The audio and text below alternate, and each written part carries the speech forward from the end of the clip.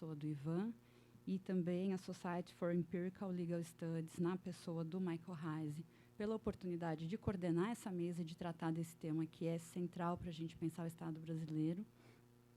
Quero agradecer muito meus colegas de mesa que se esforçaram demais para estar aqui hoje. Ana, Fábio, Karen, Luciana. E, enfim, eu declaro aberta, então, essa mesa que vai tratar do tema teto de vidro no judiciário.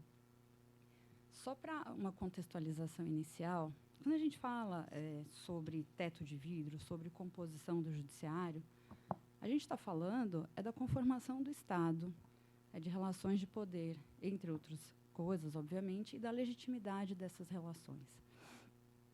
Então, quando nós nos debruçamos, isso não é uma pauta corporativa, é uma discussão sobre instituições estatais, sobre como as simetrias de poder foram plasmadas nessas instituições e entram numa rota de autorreforço, cuja reversão é bastante difícil diante de movimentos que procurem reequilibrar o acesso a esses espaços, recursos simbólicos, recursos materiais. E, nessa medida, também nos diz sobre o quanto o Estado se ocupa em efetivar e garantir igual status cívico a todos os seus grupos e a reparação de violações e injustiças históricas. Portanto, essa é uma discussão sobre a engrenagem do Estado. Não só, mas ela é também uma discussão sobre engrenagem do Estado. Quando a gente fala do Poder Judiciário, o painel de dados de pessoal do Poder Judiciário mostra uma magistratura que tem na sua composição 60% de um contingente de homens. As mulheres são minoritárias e há uma assimetria também na distribuição entre a base e o topo e entre os diferentes ramos da justiça. Mas, quando nós olhamos para essa composição sob a ótica racial, as disparidades são mais acentuadas e são inequívocas. O Poder Judiciário é composto por 80% de pessoas brancas, são cerca de 12% de autodeclarados pardos, 1,7%, 1,8% que se declaram asiáticos, amarelos, de origem asiática, 1,6% de pessoas que se declaram pretas e, portanto, talvez coubessem aqui nesse auditório, não tenho certeza, mas acho que sim, e 0,2% de povos indígenas. E a própria possibilidade de conhecer esses dados e problematizar, ela é muito recente. O primeiro censo do Poder Judiciário ele vem de 2013. E ainda hoje é muito difícil cruzar, enfim, há um esforço nesse sentido, mas ainda hoje é muito difícil encontrar e cruzar esses dados de forma a construir, de fato, um retrato analítico da magistratura e problematizar com base nesses dados. De qualquer forma, há um interesse antigo e crescente da academia na discussão sobre raça, gênero e justiça.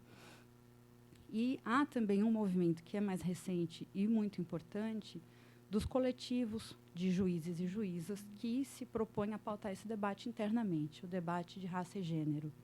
Então, os coletivos de mulheres juízas, o Encontro Nacional de Juízas e Juízes Negros, o Fórum de Juízas e Juízes, ou Juízes e Juízas, enfim, para a erradicação de todas as formas de discriminação.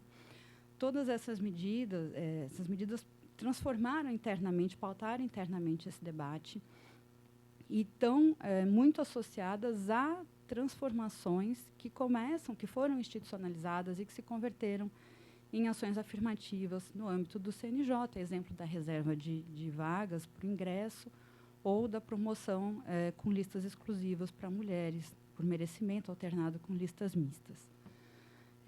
São passos importantes, mas, de qualquer forma, permanece a necessidade de se discutir de que legados institucionais nós estamos falando, quais são as tarefas, quais são os desafios que ainda precisam ser enfrentados, quais são as disputas que ainda precisam ser travadas e qual é o significado da reivindicação por pluralidade no Poder Judiciário para a prestação jurisdicional. Então, para a gente ter esse debate hoje, nós trouxemos pessoas que que tratam desse tema pela ótica da academia e também da magistratura, né? Então, são essas duas vertentes que vêm convergindo cada vez mais. Pela ordem em que vão falar, eu vou apresentar a primeira expositora, Ana Paula de Oliveira Chamarela, que é professora da Universidade Federal do Estado do Rio de Janeiro, autora do livro Magistratura e Gênero, uma análise da condição profissional feminina no Judiciário Fluminense, integra o Núcleo de Estudos e Pesquisas em Lutas Sociais da Unirio e o Núcleo de Pesquisas em Sociologia do Direito. É doutora e mestre pelo Programa de Pós-Graduação em Sociologia e Direito pela Universidade Federal Fluminense e é pesquisadora dedicada a temas que relacionam desigualdades de gênero e raça no sistema de justiça. Depois, nós temos a Luciana de Oliveira Ramos, que é professora da Escola de Direito da Fundação Getúlio Vargas, coordena a pesquisa jurídica aplicada na GV e lidera a linha Raça e Democracia do Núcleo de Justiça Racial e Direito dessa instituição, além de integrar os núcleos de Justiça e Constituição e Gênero e Direito. É doutora em Direito do Estado pela USP, mestre em Ciência Política pela USP e graduada em Direito pela PUC. Aqui, eu também tenho a honra de apresentar o Fábio Francisco Esteves, que é juiz de Direito no Tribunal de Justiça do Distrito Federal, exerce o cargo de juiz instrutor atualmente no gabinete do ministro Edson Fachin, no STF, é ex-presidente da Associação dos Magistrados do Distrito Federal, graduado em Direito pela Universidade Estadual do Mato Grosso do Sul, mestre em Direito pela Universidade de Brasília, doutorando em Direito pela USP, cofundador do Encontro Nacional de Juízas e Juízes Negros e do Fórum Nacional de Juízas e Juízes contra o Racismo e todas as formas de discriminação, também co-criador do projeto Falando Direito para Educação e Cidadania. Integra ainda a Comissão de Juristas para promover o aperfeiçoamento da legislação antirracista no Brasil, na Câmara dos Deputados. E, em 2021, recebeu o prêmio Desafio Lideranças Públicas Negras.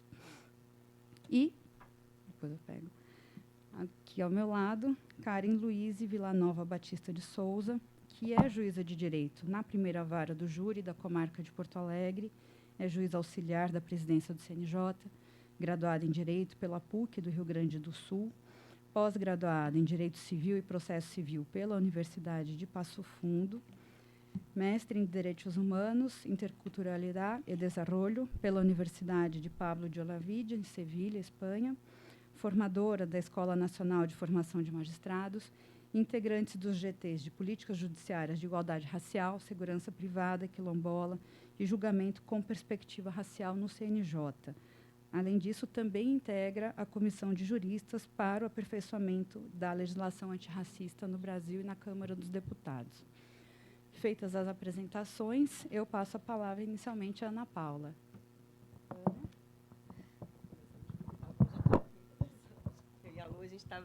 Eu e Luciana estávamos aqui disputando quem ia começar. Muita gente querendo começar. Bom, eu posso começar, então. Bom dia, é um prazer estar aqui. Muito feliz com essa troca. Eu acho que a mesa está bastante feliz também de ter se reunido e se encontrado. Nós vimos conversando desde ontem, né, sobre como criar uma dinâmica interessante para vocês aqui, com o que a gente tem para apresentar e com as nossas diferentes vivências, né, de dados, de pesquisas, ou as vivências institucionais também, que eu acho que são muito relevantes.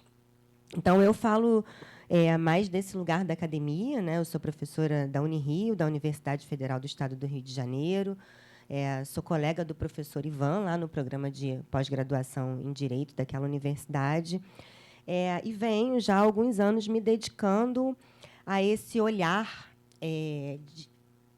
a colocar essa lente de gênero para olhar para o sistema de justiça. Então, inicialmente, eu começo a olhar para as práticas do sistema de justiça, ou seja, como é que o judiciário julga questões relacionadas à discussão de gênero, relacionadas à violência doméstica, relacionadas ao acesso a direitos sexuais e reprodutivos.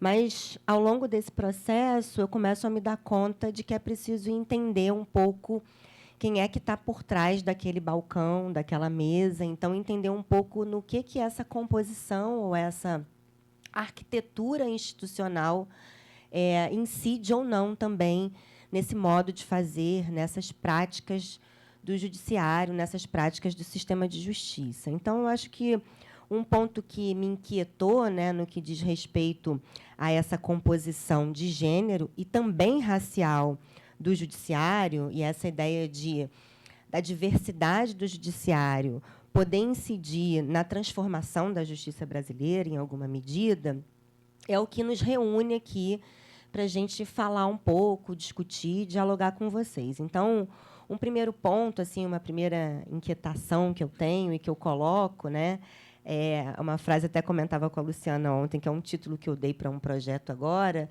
que a gente se dá conta de que uma maior diversidade no judiciário, seja ela de gênero, ter mais mulheres, seja ela racial, não é apenas uma questão de tempo. E eu acho que partir daí é porque as pesquisas, inicialmente, especialmente as pesquisas dos anos 90, tinham uma visão bastante otimista de que seria uma questão de tempo para que esse aumento da diversidade, para que o ingresso de mulheres fosse aumentando, e isso pudesse transformar o sistema de justiça num espaço mais plural. Quando a gente olha hoje, né, para 2024 e como é que isso veio se construindo, a gente começa a entender que o que aconteceu, na verdade, foi um processo interno bastante relevante, eu acho que a Gabriela já começou a citar aqui, de uma mobilização política por uma diversidade no sistema de justiça. E essa mesa, então, coloca para a gente, eu acho que vários dados que vão ser apresentados aqui vão demonstrar isso, coloca para a gente, inicialmente, essa ausência de representatividade de mulheres e pessoas negras no sistema de justiça. E nos mobiliza também, então, a investigar, a conhecer os dados institucionais, a conhecer as pesquisas acadêmicas já realizadas, e nos convoca, nos convida a olhar para essas pesquisas do final da década de 90, né, que falavam que era uma questão de tempo para que uma maior quantidade de mulheres, uma maior participação feminina pudesse ser vista no sistema de justiça. Mas, se a gente analisa os mecanismos de ações afirmativas e as políticas judiciárias que foram criadas nos últimos anos, a gente consegue perceber que esses resultados ainda são bastante tímidos, mesmo com toda essa mobilização que se construiu dentro do sistema de justiça, que era algo que a gente não via antes. E eu acho que, para nós, pesquisadores, é muito interessante olhar e etnografar, eu diria, essas experiências, como o Encontro Nacional de Juízes Negros, como os encontros das juízas, a formação dos coletivos de mulheres juízas, coletivos de defensoras públicas, e como isso trouxe um impacto positivo para as políticas institucionais. Mas nem sempre foi assim, né? E aí eu acho que, se a gente organizar os dados que a gente tem, já que a gente está num seminário, num lugar de pesquisa empírica no direito, que também é um lugar que ainda é inovador, né, que ainda é tido como inovador, se a gente olhar para essa ausência de representatividade de mulheres e pessoas negras no sistema de justiça, um dado que a gente tem é que isso não se restringe às altas cortes e não se restringe só aos cargos de direção dos tribunais. Então, quando a gente está numa mesa que chama-se de teto de vidro, né, glass ceiling, uma coisa que eu discuti ontem com a Luciana é: será que dá para a gente discutir glass ceiling, teto de vidro, essa barreira invisível que a gente não consegue perceber, mas que não permite, que limita a ascensão profissional na carreira? Dá para a gente discutir isso quando a gente está falando de pessoas negras no judiciário? Porque acho que, quando a gente está falando de pessoas negras, a gente tem uma coisa para discutir que é anterior, que é o ingresso dessas pessoas. Antes de debater a possibilidade de ascensão profissional, a gente está ainda um ponto atrás, que é: essas pessoas ingressam na carreira. Então, acho que essa mesa já começa a nos provocar a pensar para quem a gente aplica essa ideia de teto de vidro. Talvez para as mulheres, já que a gente consegue evidenciar um aumento quantitativo da participação delas, seja uma lente de análise que interessa, né? Para a questão racial, eu acho que é claro que ela interessa, mas eu acho que a gente vai ter que trabalhar ainda um pontinho antes, que é o ingresso. E aí eu acho que tem um ponto, quando a gente fala dessa diversidade: primeiro, reconhecer que o judiciário tradicionalmente se organiza, né? Ele parte de uma hegemonia branca e masculina. Uma hegemonia que é naturalizada na nossa sociedade e que, quando a gente vê alguém fora desse padrão no sistema de justiça, isso nos causa um estranhamento, né? E como falava Sueli Carneiro, é como se a gente estivesse com alguma coisa fora do lugar. E esse estranhamento, que é causado ainda de maneira mais forte e relevante quando a gente verifica a presença de pessoas negras no sistema de justiça, ele nos coloca, nos impõe aí uma reflexão para a gente pensar como é que se dá a inserção de mulheres e pessoas negras no sistema de justiça. E eu acho que cabe a gente fazer essa distinção para a gente pensar depois na história do teto de vidro e para a gente pensar nos tipos de políticas institucionais de diversidade que foram sendo criadas e como é que esses movimentos também foram se organizando. Assim, eu acho que, para nós que estamos olhando de fora, eu costumo dizer que eu sou sempre uma fã, uma entusiasta. Na minha tese de doutorado, a Maria da Glória Bonelli, que é uma professora, né, aqui de São Paulo, ela falou: se você continuar apaixonada assim pelas juízas, não vai dar para você defender a sua tese, porque você está quase biógrafa dela. Mas é porque a gente vai reconhecendo essas trajetórias profissionais e entendendo, eu acho que, ao entrevistar, né, profissionais do sistema de justiça, eu fui reconhecendo as diferentes estratégias que essas pessoas precisaram utilizar para ocupar esses espaços. E, muito diferente de hoje, onde a gente tem os coletivos mais organizados e essa afirmação da diferença de gênero e raça, quando eu comecei a pesquisar composição do sistema de justiça e a entrevistar mulheres magistradas a partir de 2015, 2016, o discurso era justamente o contrário, não era de afirmação, mas era um discurso de apagamento desses marcadores de diferença como uma estratégia de sobrevivência na carreira. Então, para as mulheres, era dizer: não há diferença entre homens e mulheres. Eu participei no concurso, inclusive, era muito interessante, porque várias magistradas leram para mim o artigo 5º da Constituição, para dizer que todos... Você não sabe que todos são iguais perante a lei, não há diferença de sexo, e nós fizemos o mesmo concurso. Então, não há nenhuma distinção entre o meu colega e eu. E eu entrevistei especificamente mulheres que chegaram à presidência dos tribunais. E, quando elas relatavam o percurso para chegar à presidência, ficava muito evidente que componentes da vida privada foram muitas vezes negligenciados por ela e era difícil para elas colocarem em pauta que os aspectos privados eram importantes para a vida pública delas e impactavam nessa vida pública. Então, eu acho que a gente precisa olhar, primeiro, para a diversidade de gênero e raça, como é que se inserem mulheres e pessoas negras no sistema de justiça, né? Por um lado, das mulheres, a gente tem um aumento numérico de mulheres nas profissões jurídicas, e aí isso se dá também com uma expansão do número de mulheres na carreira da própria advocacia, né?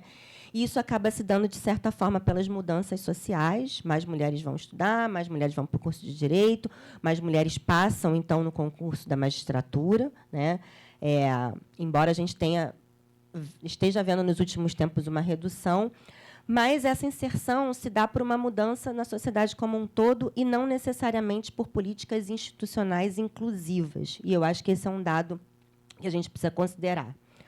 Por outro lado, o ingresso de pessoas negras, né, já se faz também pela reserva de vagas.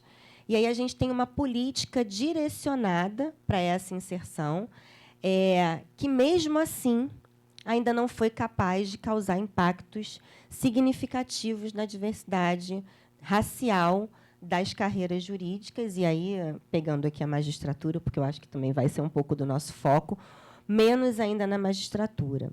Então, se, por um lado, as pesquisas apontam que, na desigualdade de gênero, a gente tem um crescimento lento, estratificado, relações assimétricas e desiguais no interior dessas profissões, porque as mulheres não conseguem ascender, porque as mulheres têm dificuldade da mobilidade territorial, por exemplo, que pode ser um requisito para a ascensão na carreira, em algumas das carreiras, por uma segmentação dos espaços onde essas mulheres estão, pela falta de mulheres nas bancas de concurso, que vem tentando ser remediado por políticas institucionais de gênero, por políticas judiciárias de gênero, essa tímida inserção das mulheres e de pessoas negras, ela também é marcada por esse processo de mobilização política, né? E aí eu acho que aí é que a gente começa a explorar essa construção dos coletivos.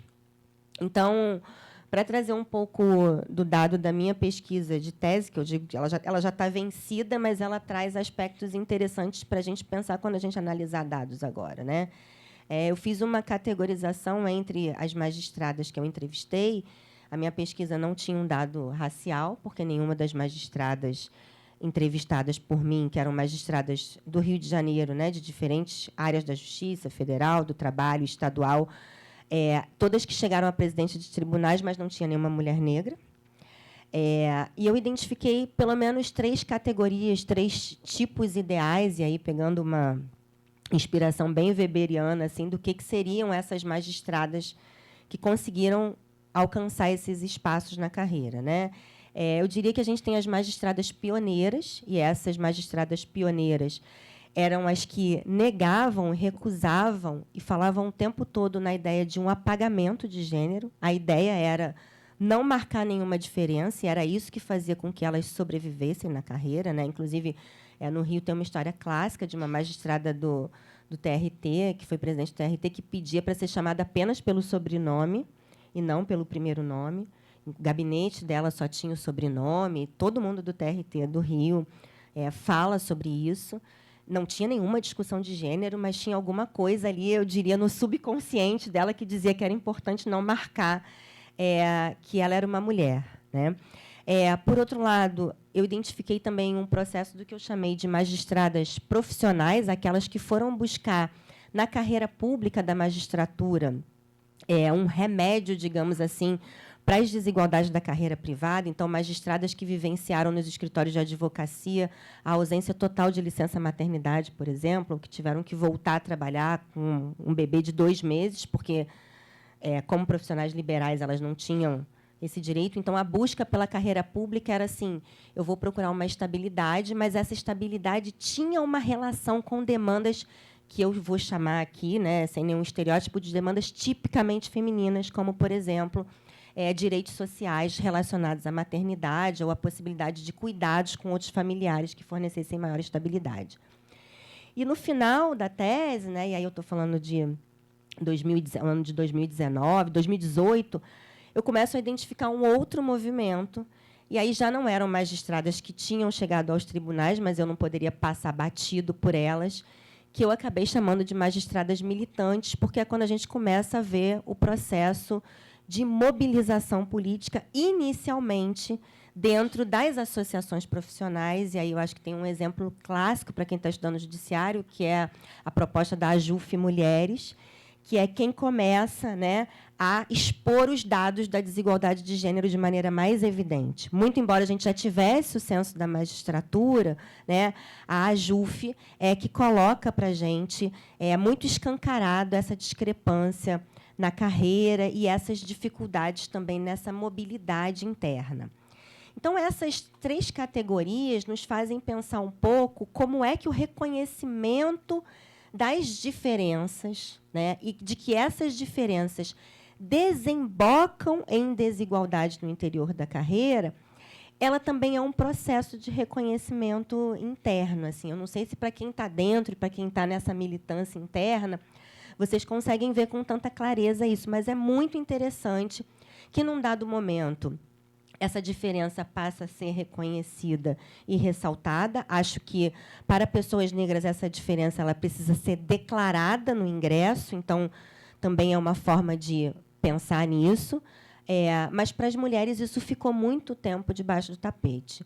E, se, por um lado, a gente começa a ver uma mobilização política, inicialmente, dentro das instituições e dentro dos movimentos associativos, que também é um marcador relevante para quando a gente estuda elites jurídicas e movimento associativo, a gente tem uma última onda, assim, que eu diria que são esses movimentos de caráter mais espontâneo, são as chamadas coletivas, que não necessariamente estão vinculadas a uma associação profissional.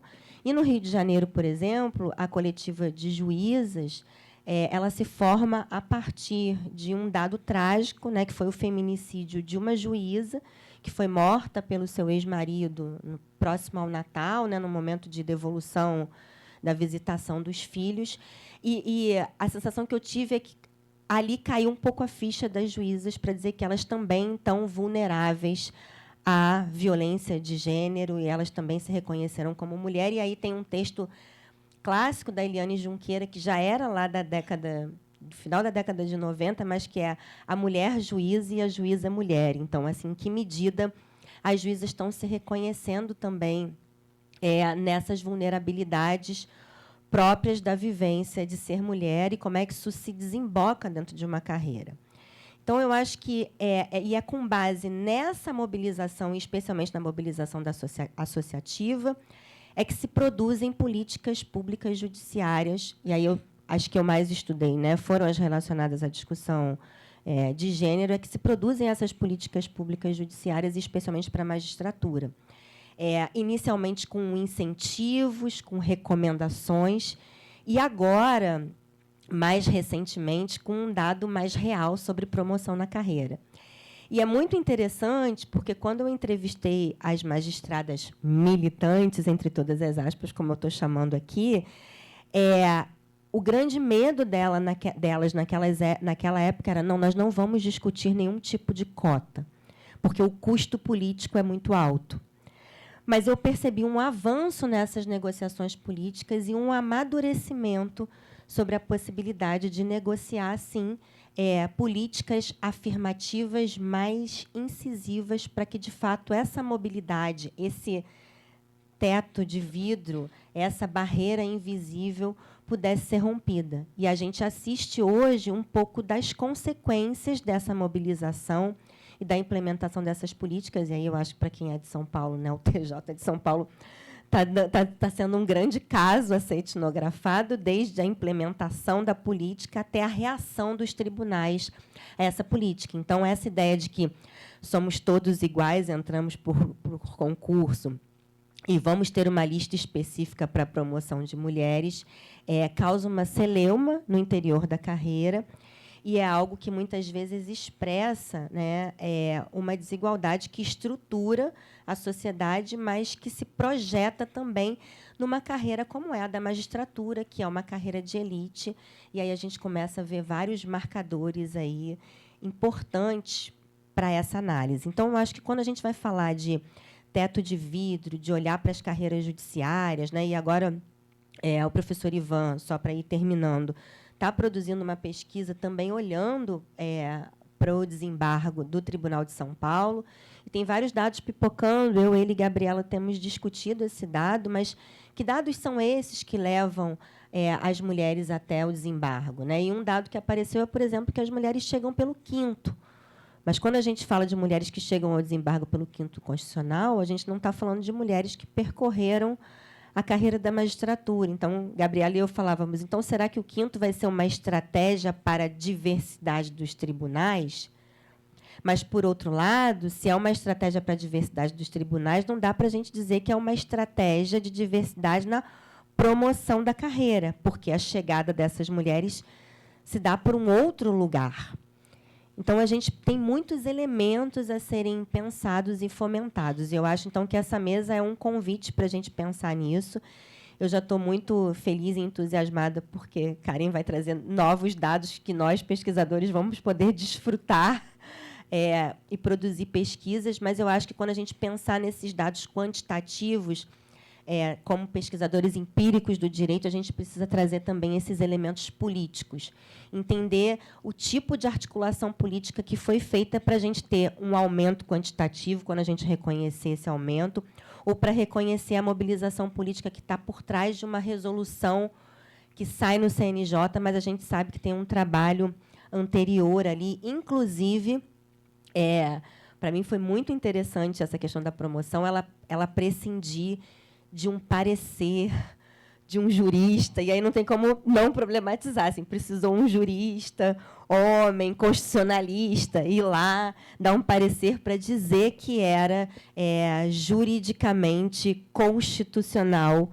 essa pauta. E eu acho que isso fala muito do nosso judiciário, e se a gente se fala muito do nosso judiciário, também fala muito como é que o judiciário atua. Talvez a gente possa pensar em elementos, né, que compõem esse impacto da diversidade do judiciário para a produção do que é fazer justiça. Então, eu acho que é um pouquinho o que a gente começa a ensaiar de pensar aqui, e fico também à disposição para dialogar com vocês. Obrigada. Respeitando o tempo, porque tem uma plaquinha aqui na nossa frente, no fim do tempo. Obrigada.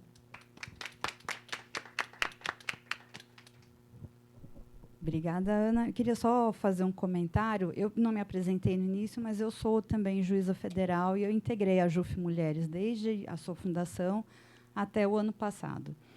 E por que nós produzimos dados? Porque não havia, né? Então, a quantidade de pesquisas que precisou ser feita para pautar essa discussão internamente e confrontar o argumento de que era apenas uma questão de tempo, de que éramos todos iguais, levou à necessidade dessas pesquisas, e muitas delas depois acabaram sendo incorporadas aos bancos de dados oficiais do Poder Judiciário.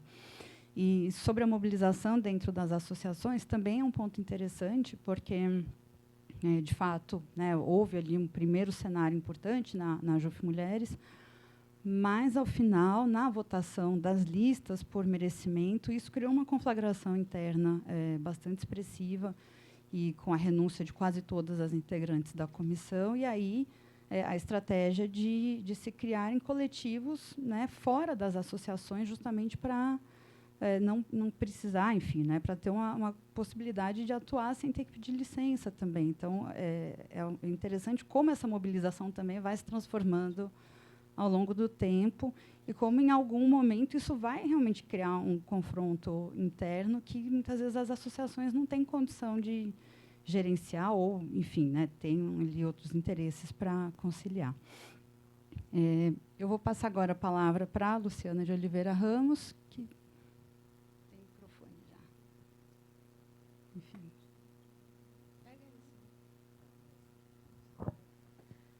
Bom dia a todas e todos. A Ana Paula e eu ficamos aqui nos digladiando, mas acho que não poderia ter tido introdução melhor para esse painel. Bom, em primeiro lugar, eu quero muito agradecer o convite da doutora Gabriela e também parabenizar os organizadores por essa iniciativa.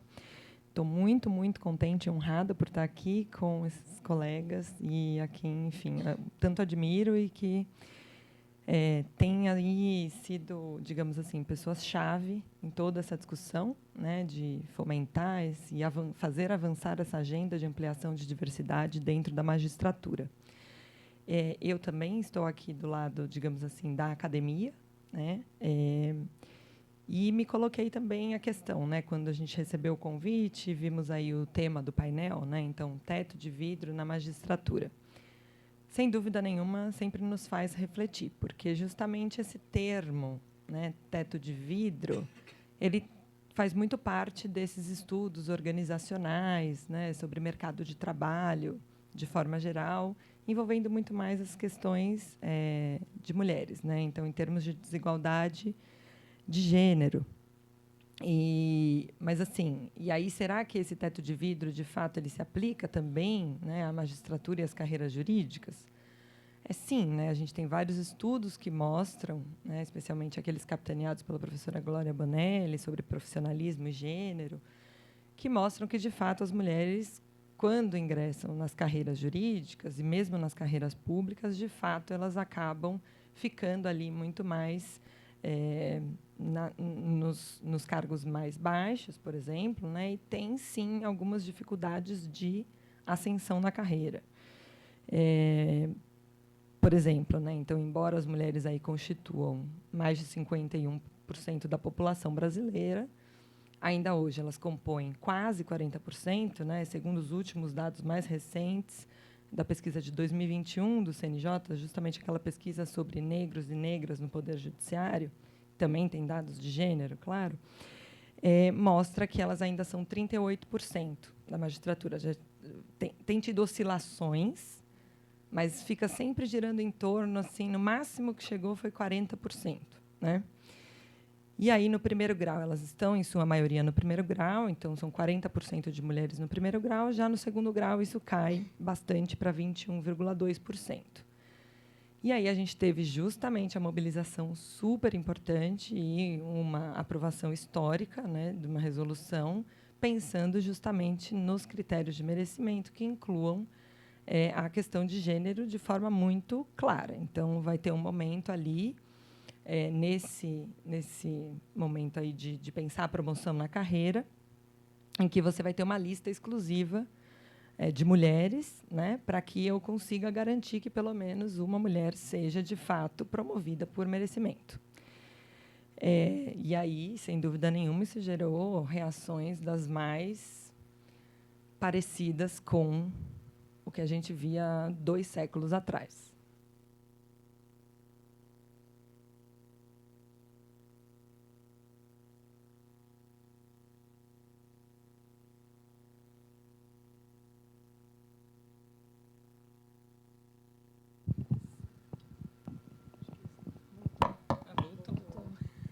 Talvez tenha sido eu, tenha apertado mesmo.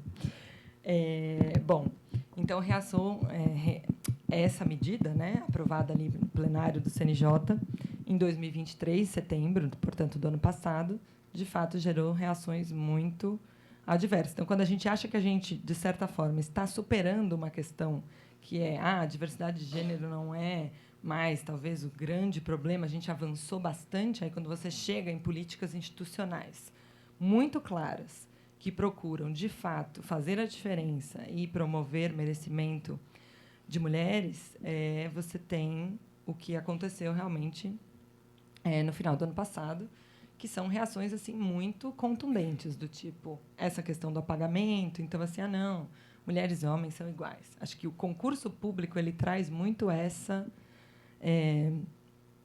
forma um pouco de mascarar essa questão só dessa meritocracia, do tipo assim, então todo mundo é igual, então se as pessoas, né, passaram por essa barreira importantíssima que é o concurso público, então está tudo certo.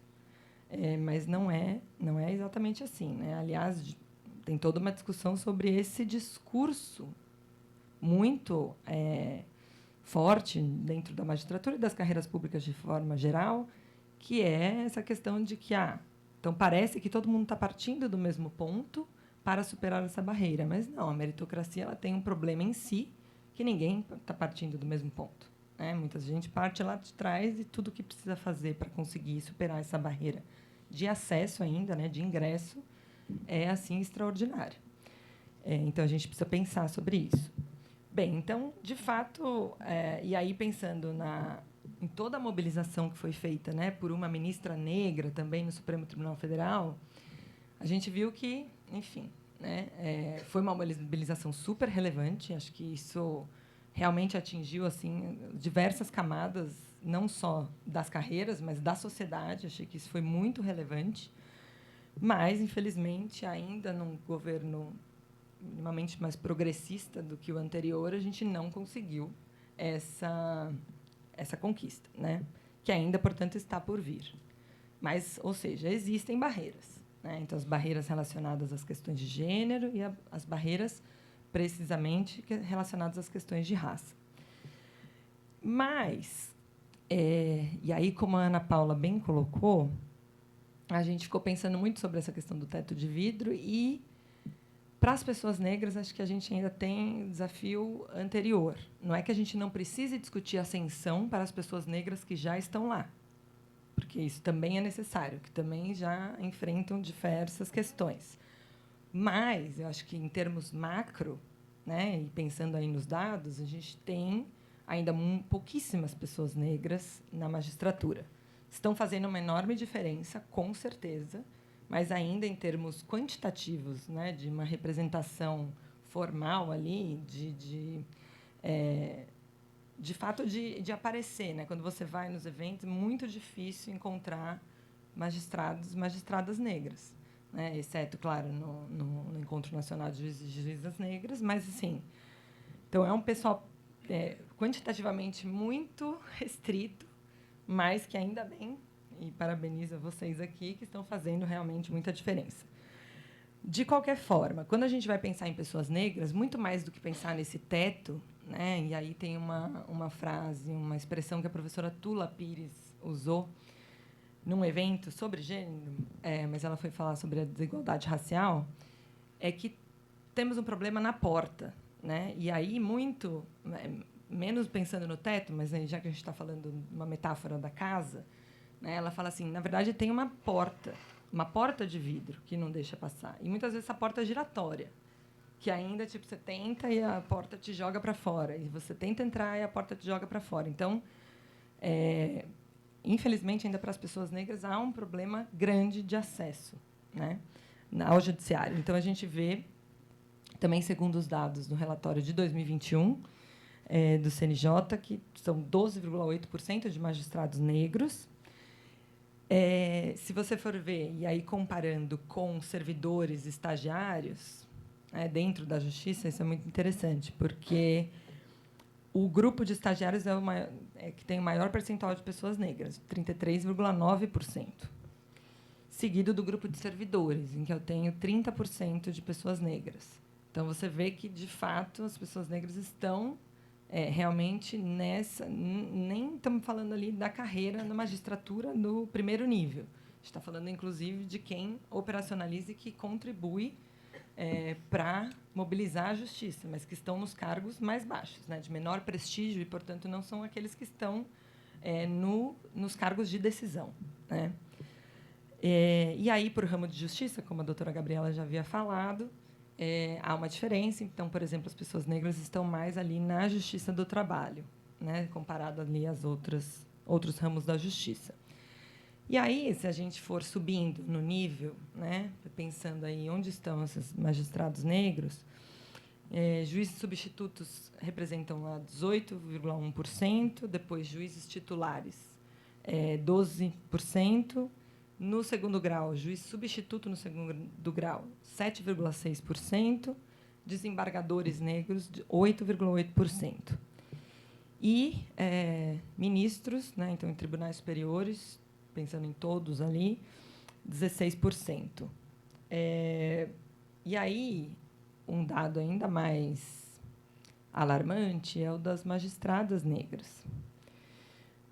Por quê? Né? O maior percentual de magistradas negras estão, de novo, no primeiro nível ali, juízas substitutas, né, 16,3%, juízas titulares, 11,2%. E aí, né, as magistradas, por exemplo, que estão no nível de juízas substitutas do segundo grau, embora o percentual indique 12,8%, que parece bom, quando a gente olha para os termos absolutos, elas cabem nessa fileira aqui, são 6. 6 magistradas negras. E desembargadoras, embora o percentual seja até um pouco, em termos percentuais, um pouco maior do que os homens, 7,8%, o número absoluto coloca essas mulheres negras um patamar muito menor, porque são 45 desembargadoras, segundo os dados mais recentes, e 93 desembargadores homens. Então, há uma diferença ainda significativa.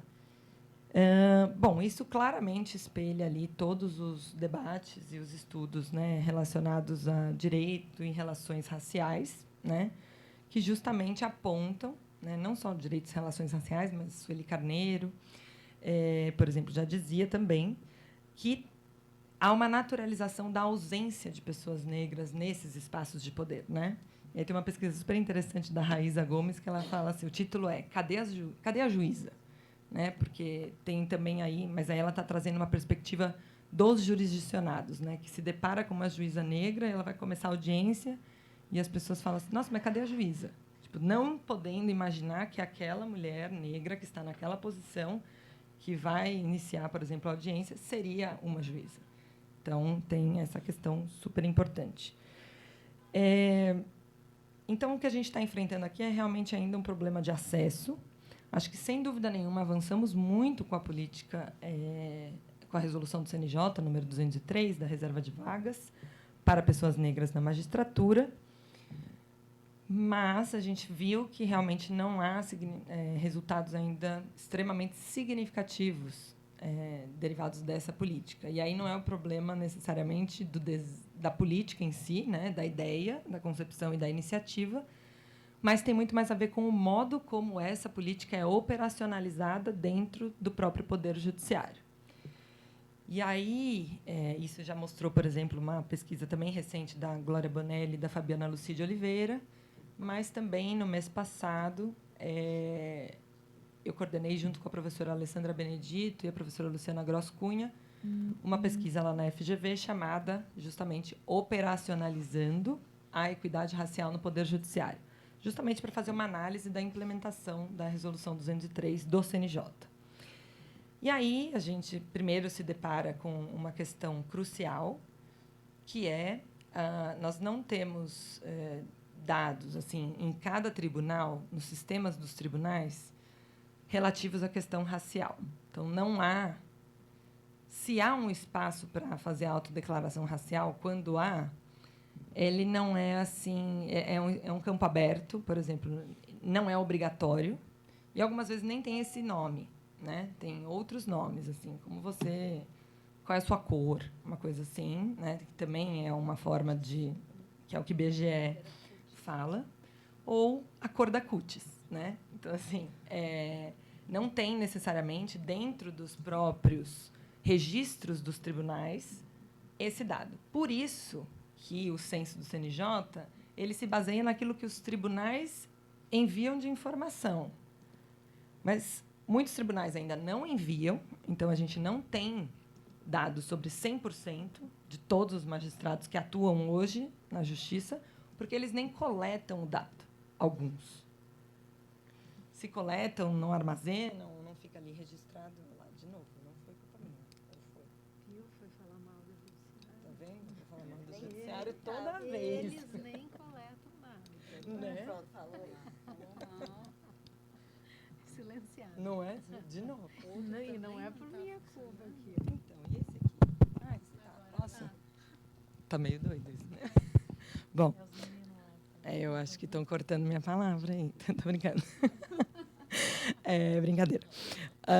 Então, assim, isso é um problema em termos de pensar a efetividade da política, porque eu não tinha dados anteriores sobre raça, ou só muito recentemente isso aconteceu, e aí eu não consigo também, além de tudo, eu não consigo rastrear a pessoa que passa no concurso agora, porque ela tem que se autodeclarar, obviamente, para concorrer às vagas do concurso como uma pessoa negra.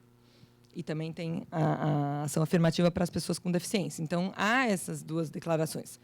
Mas temos um problema também. Os dados das empresas que são as organizadoras dos concursos também não são transportadas, digamos assim, para os sistemas dos tribunais.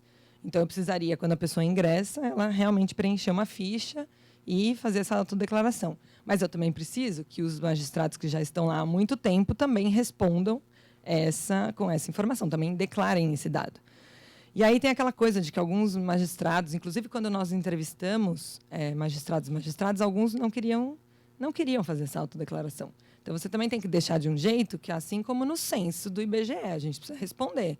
Então, como você se autodeclara? Vamos lá, tem 5 categorias. Escolhe uma, pelo menos, né, e torna isso um dado obrigatório. Porque daí eu não consigo nem ter os dados sobre promoção. Como é que eu vou rastrear essa pessoa? Quanto tempo ela demorou para ascender na carreira? Por que será? E aí, numa boa discussão sobre teto de vidro, a gente precisa entender essas razões também. Né? Então, eu preciso saber do tipo, por que ela não avançou? Tem uma questão de mobilidade, tem uma questão de gênero, tem uma questão familiar. Eu preciso começar a ter retratos mais transparentes sobre o que está acontecendo na carreira. Né? E isso é uma questão estrutural. Então, por mais que o CNJ venha, faça recomendações, eu acho que a gente vai ter agora uma iniciativa importante que a Karen vai falar depois do prêmio, que talvez isso mobilize, né? Você tem que criar incentivos, porque obrigações é mais difícil chegar nas obrigações e nas sanções em caso de descumprimento, mas talvez pelo incentivo os tribunais comecem a gerar esses dados. Bom, mas ainda sobre o acesso, né? Então a gente tem uma dificuldade muito grande no que diz respeito à própria operacionalização da política de reserva de vagas, porque as cotas para pessoas negras, elas basicamente têm muito mais efeito ali na primeira fase, mas quando chega na prova, né, de sentença, isso não tem qualquer tipo de mínimo diferenciado, por exemplo, né, para as pessoas negras. E, muitas vezes, eu não tenho nem mesmo a publicização da lista específica com os candidatos negros e não negros. E isso é uma questão que a gente identificou e que, em muitos tribunais, isso gera, de novo, não é uma questão de apagamento, mas algo também que a gente chamou de desracialização. Você não consegue depois acompanhar quem são as pessoas negras que se autodeclararam negras ali no começo do concurso e como que elas vão chegar lá no final.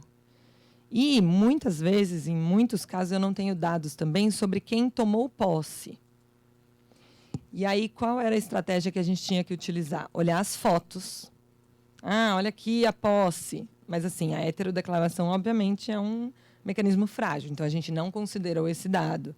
Mas, ou seja, existe uma falta de transparência importante, significativa também em você pensar em como que eu vou seguir, digamos assim, essas pessoas no resultado do concurso público, tá? E aí, quando entra na carreira, também tenho esse problema enorme dos registros, né, dos tribunais.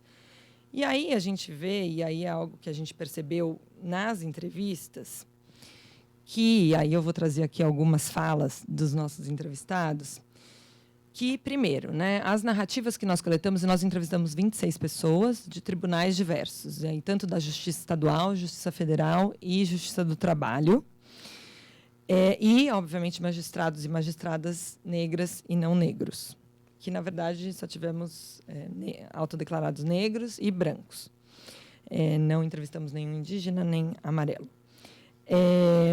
E aí, o que a gente vê? Basicamente, que as narrativas que foram coletadas na pesquisa, elas indicaram basicamente uma tensão, né, um tensionamento institucional relevante que justamente dificulta aí a validação e uma análise da implementação da Resolução 203 do CNJ.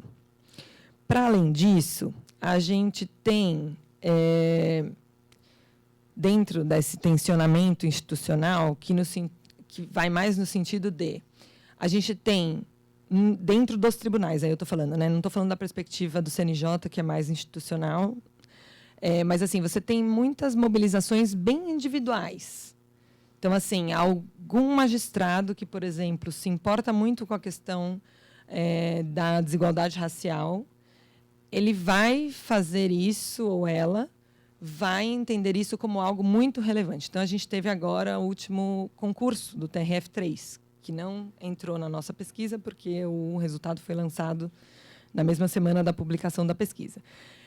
Mas a gente via ali, pelo menos da presidência da comissão do concurso, uma preocupação muito relevante, olhando para os concursos anteriores, das pouquíssima quantidade de pessoas negras aprovadas. E aí, a gente teve um resultado expressivo, né, de pessoas negras. Foram 14 ou 13. Agora, sendo que antes a gente tinha, sei lá, uma ou duas, nos últimos 2 concursos pós-resolução 203. E, então, tem muito desse voluntarismo, né? E que, por exemplo, as pessoas, inclusive, que se importam com isso, acabam sendo encarregadas e sobrecarregadas pelos pares para falar assim, essa pessoa aqui, especialmente se for uma pessoa negra, ela é quem vai lidar com essa questão. Então, se tem que ter uma comissão de diversidade, ela precisa estar lá, né? Isso fez uma dificuldade na nossa própria pesquisa, que a gente não conseguia a agenda de muitos magistrados e magistradas negras para poder entrevistá-los. Porque, assim, a demanda é tão grande já de trabalho e dessa mobilização. Porque se você realmente resolve se mobilizar, aí você vai ter que estar em todo lugar para falar sobre isso, e é uma dificuldade imensa. Então, né, vide o que está acontecendo hoje. Então, e isso gera um tensionamento institucional, porque também essas pessoas esperam do tribunal também mais medidas institucionalizadas, mas que acaba ficando a cargo delas, e isso é um grande problema. Além disso, a gente detectou discursos, eu já vou terminar daqui a pouquinho, mas de resistência à inclusão da diversidade, né, como um tema a ser enfrentado pelos tribunais. Então, eu vou ler rapidamente 2 falas aqui. Uma, de um trecho de um entrevistado ou entrevistada. Não vejo os tribunais fazendo muita coisa. Na verdade, para mim, é praticamente nada o que os tribunais fazem, para além da cota, que é uma exigência do CNJ. Segunda fala.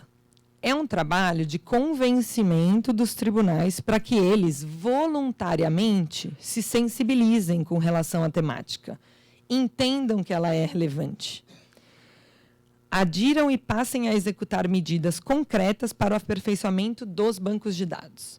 Então, para a gente ter uma informação mínima, que é registrar a autodeclaração racial, a gente precisa, de fato, ainda sensibilizar os tribunais, a cúpula dos tribunais, para que isso aconteça.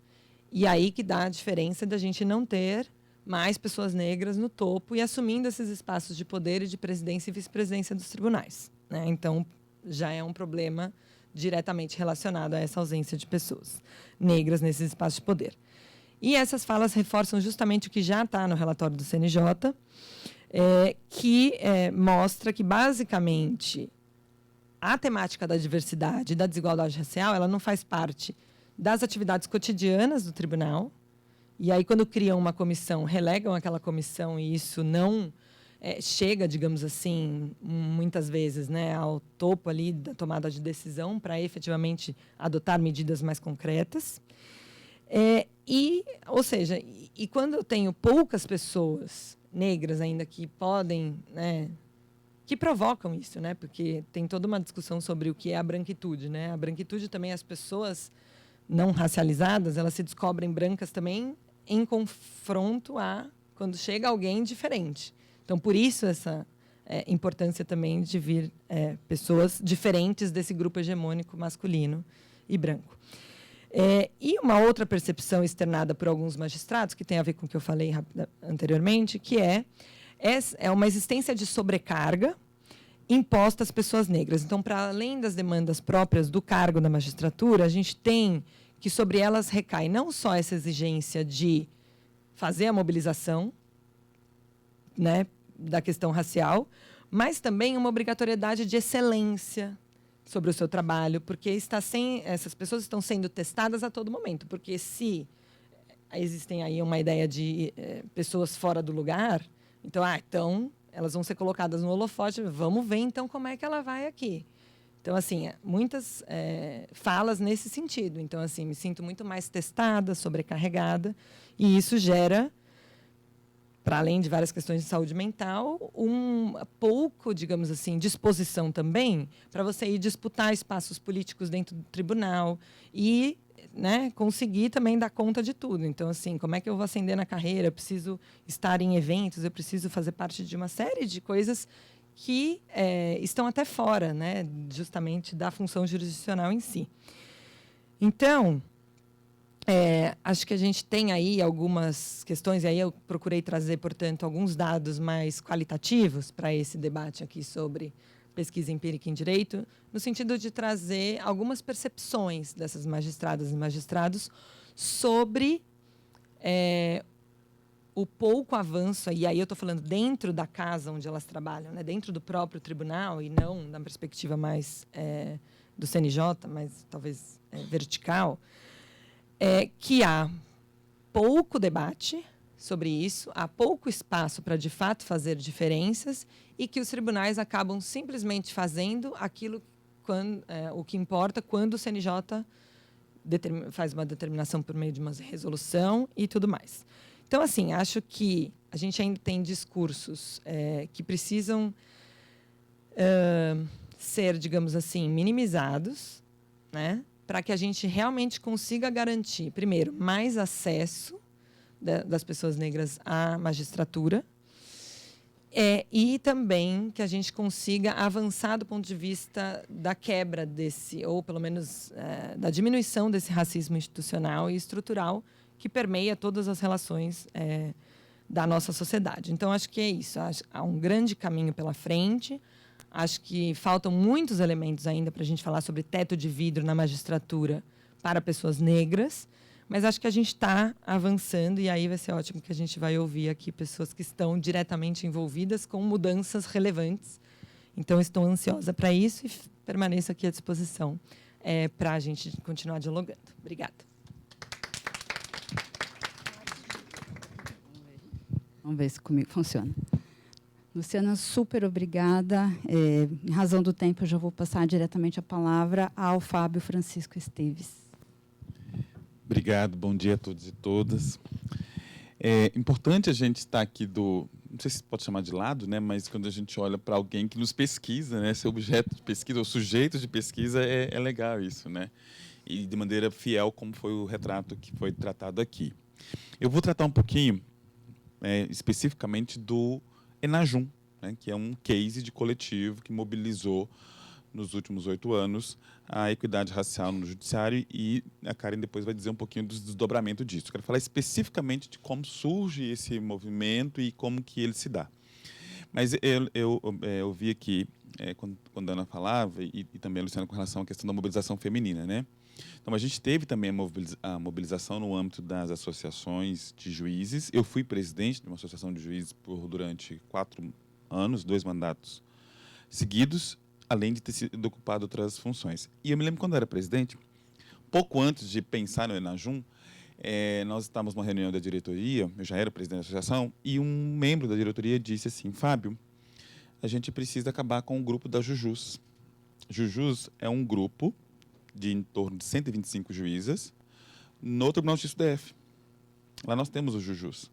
E outra coisa importante que você fala, que é um grupo que começa assim, não há nada de gênero. Vamos criar um grupo para a gente fazer o desapego, vamos criar um grupo para dica de filme, restaurante e tudo mais. Mas, de algum momento, isso começa a ser empurradas para tratar de gênero quando o colega chega e diz isso. Temos que fechar o grupo Jujus. Antes de eu dar uma resposta para ele assim, dizer: você está doido? Eu digo: mas por quê? E ele disse para mim: porque é um projeto de poder. Ele diz exatamente, um outro juiz me dizendo. E acertou que, de fato, era assim. Infelizmente, talvez o fato da polarização política dos últimos anos ter sido bastante intenso, isso capturou o grupo e a gente tira muito desse objetivo, né, de tratar da questão de gênero. Então, hoje, por exemplo, algumas juízes que anteriormente faziam campanha, por exemplo, para que as colegas citassem as desembargadoras mulheres na sua jurisprudência, hoje faz vídeo no Instagram dizendo que é contra o feminismo. Então, isso, de alguma maneira, atravessou o grupo. Então, aquilo de alguma forma, me fez às vezes pensar, como é que a gente vai pensar? Imagina, se essa mobilização de 125 juízes, numa específica associação de juízes, num tribunal específico, gera reação desse jeito, imagina uma mobilização de juízes negros. Né? E ainda ontem eu estive na posse da JUF, da diretoria da JUF, e eu ainda vi aquilo, né, de maneira muito impactante, porque é um lugar branco, totalmente branco, né? Devia ter umas 700 pessoas naquele ambiente, e um ambiente masculino, ainda que tenha presença feminina, né? Eu comentava com a Carol, uma juíza, eu falei: Carol, é impressionante como a gente sente esse ambiente como um ambiente masculino, e, evidentemente, depois do que a gente conseguiu vivenciar em termos das JUF mulheres, isso tem uma outra intensidade. Então, nesses ambientes, a gente começa a olhar e sentir aquilo que, na verdade, foi motivo para a gente levar o Enajum em algum momento a existir. Mas eu queria voltar de novo a um tema que você traz lá no início da minha carreira. Eu entro no judiciário também nessa perspectiva da neutralidade racial, né? Eu passei num concurso. Então, a questão da raça, para mim, não fazia sentido, porque eu passei num tribunal que tem um certo prestígio, uma concorrência, etc. Apesar de, na minha último momento do concurso, alguém que nos preparava dizia assim: olha, você tem que ser bom, hein? pelo menos 25% além dos seus outros 14 concorrentes. E, de alguma forma, eu não quis entender aquilo. De alguma forma. E também a reação de uma colega entre essa turma final, que estava preocupada em ser reprovada.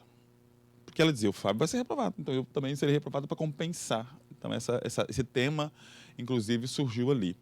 Mas, passada essa fase, os 7 anos seguintes da minha carreira, eu fiquei nessa coisa de neutralidade mesmo, né? O concurso realmente tem essa função de, até hoje, as pessoas dizerem, mas, poxa vida, né? Como que a gente não tem isso? Mas, nesses 7 anos, eu também observava uma mobilização em vários outros temas. Juízes espíritas, juízes evangélicos, juízes não sei das quantas, juízes japoneses, nós temos um grupo no Paraná dos juízes orientais, não sei o quê. Enfim, e a gente ali, nessa coisa da neutralidade. E aí nós tivemos uma provocação muito, muito forte em 2016 ainda. No finalzinho de 2016, a gente tem bienalmente um encontro nacional de juízes da magistratura estadual, e naquele ano foi em Porto Seguro. E esse encontro normalmente traz uma comitiva de juízes dos países de língua portuguesa, portanto, juízes negros dos países africanos, e eles ficaram bastante escandalizados naquele momento, tendo em vista que num auditório de mais de 800 pessoas, nós éramos 2 juízes negros brasileiros, né? 2, 3 juízes negros. E eles, num lanche, perguntam, né, o que acontece no seu país, porque lá fora, Porto Seguro, que é uma cidade bastante de gente negra, tem um tanto de pessoas negras circulando nesse resort, servindo, etc. E lá dentro daquele auditório, e nesse encontro, inclusive, não tinha um palestrante negro. Aliás, não tem, continua não tendo, né, Karen? Mas naquele não tinha, e nem se falava sobre. Porque hoje se fala sobre, né? Inclusive, agora nós vamos ter o ENAGE em setembro aqui em São Paulo, novembro aqui em São Paulo. Ainda ontem eu perguntei para o pessoal da comissão científica, falei, escuta, só para evitar um constrangimento, nos diz sobre os temas, etc., porque daí a gente já antecipa a crítica, né, se for possível. Mas na época não tinha nada disso, então a gente ficou ali muito deslocado. Aquilo foi realmente uma coisa que mexeu muito com a gente, poxa vida, o que a gente está fazendo aqui, inclusive, né? O que a gente está fazendo aqui, né? Esse apagamento é brutal nesse sentido.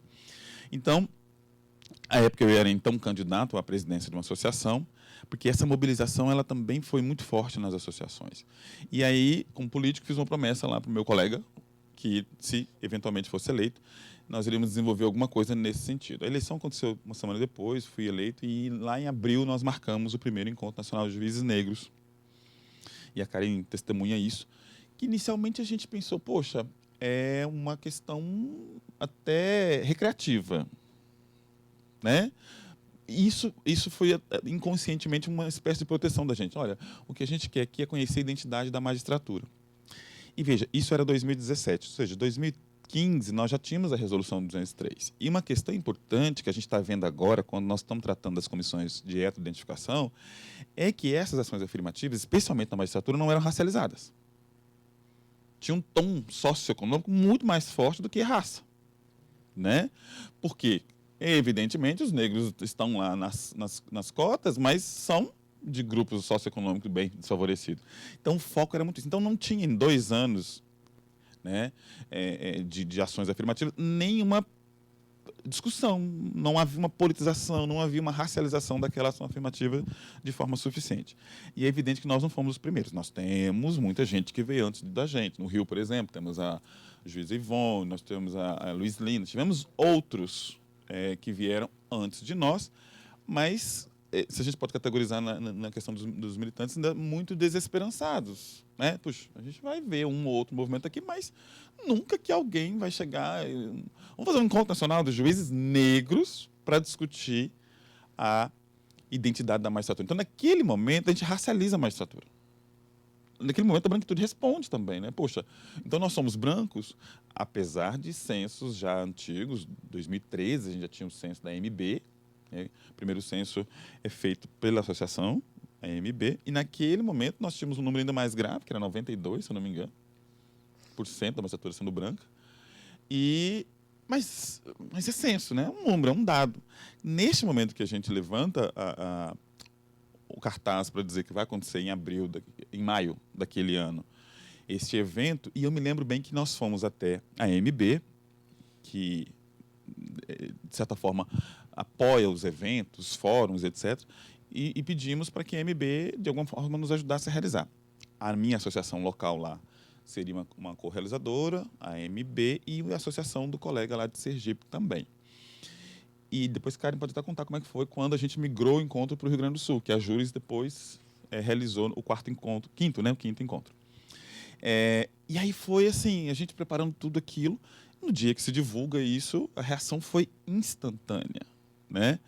E eu me lembro que mesmo o presidente da MB à época, muito o esforço para nos ajudar, teve que tirar o realizador para apoiador, né? Sob pena de uma filiação em massa de colegas, né?